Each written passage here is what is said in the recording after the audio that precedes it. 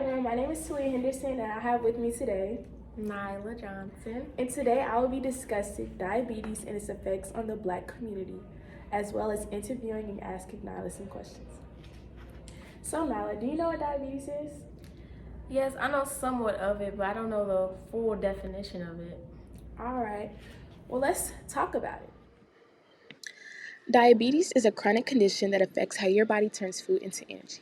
It occurs when the pancreas is no longer able to make insulin or when the body cannot make good use of the insulin it produces. It is categorized into three different types: type 1, type 2, and gestational. Type 1 can develop in any age but occurs most frequently in children and adolescents. It's an autoimmune reaction that stops the body from making insulin. Type 2, which is most common in adults, has contributing factors of genetics, lack of exercise, and being overweight. The body isn't able to use insulin efficiently, which affects blood sugar levels. Gestational tends to develop in pregnant women. Insulin blocking hormones produced during pregnancy are what causes it. It usually goes away after the baby is born but increases risk of type 2 diabetes later in life.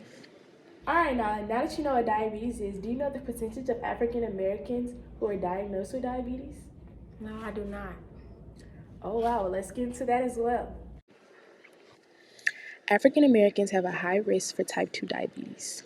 Genetic traits, the prevalence of obesity, and an insulin resistance all contribute to the high risk of diabetes.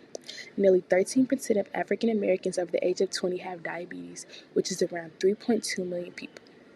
It's the fourth leading cause of death among the African American community. Wow, isn't it shocking to know that 3.2 million people who are our age have diabetes?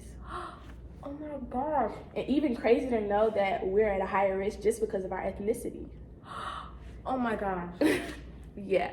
Well, if that's shocking, just wait until you learn about the complications that can stem from diabetes. Okay.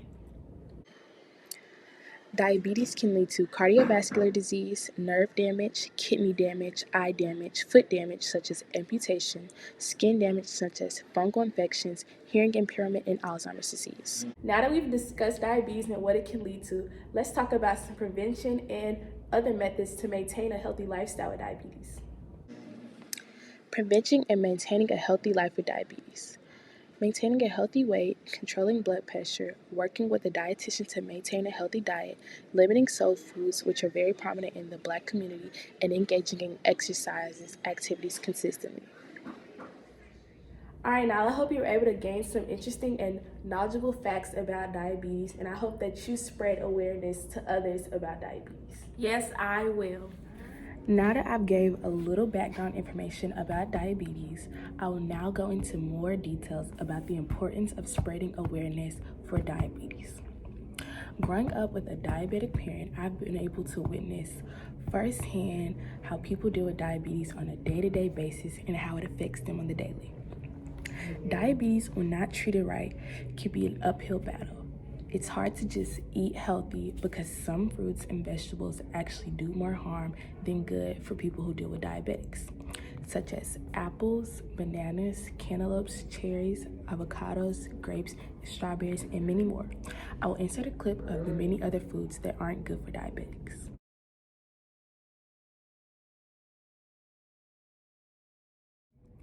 These foods are bad for diabetics because they can cause a spike in blood sugar, which can then cause more diabetic complications.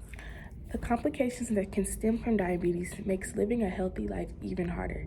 Diabetes can cause diabetic neuropathy, which is a nerve damage that mainly occurs in the legs and the feet. It's described to be like a numbness sensation along with sharp pain.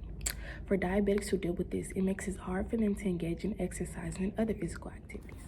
Type 2 diabetes is very prevalent in the United States among low-income African Americans, which in most cases it's hard for them to maintain a healthy lifestyle while dealing with diabetes because they, 1, can't afford to eat the necessary foods to keep their health in good shape, 2, can't afford or don't have access to work out at a gym or have a safe neighborhood to take walks in, and in many cases they can't afford insurance to go to the doctor as often as they would need to keep their health up. I believe that if more people in the Black community, regardless of their family history with diabetes or how healthy they think they are, were educated about diabetes and its prevention methods, it will help to lower the percentage of African Americans with diabetes and diabetes-related deaths among the Black community. People in the Black community need to understand how severe diabetes can get before it's too late. Thank you for tuning in to my presentation. I hope you are able to learn some new facts about diabetes and understand why it's important to spread awareness of diabetes and its severity. Thanks for tuning in.